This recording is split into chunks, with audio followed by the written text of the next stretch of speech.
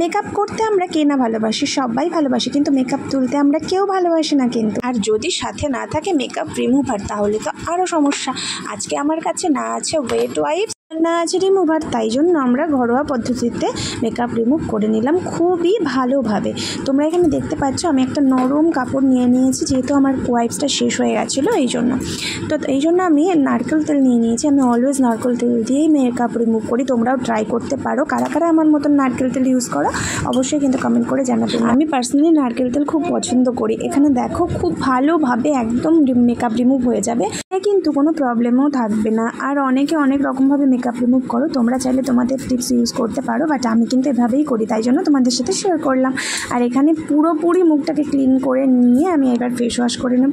Face wash করলেই দেখবে মুখটা একদম ক্লিন হয়ে গেছে। তো তোমরা দেখতেই পাচ্ছ রেজাল্টটা। আমি কাজলটা চাইলে তোমরা ভালোভাবে মুছে দিতে পারো, আমি একটু একটু করে রেখে দিলাম। আর তারপরেই দেখো এবার নিজেদের প্রেফারেবল ময়শ্চারাইজার ইউজ করে নেবে, ব্যাস তারপরেই তোমার রেডি।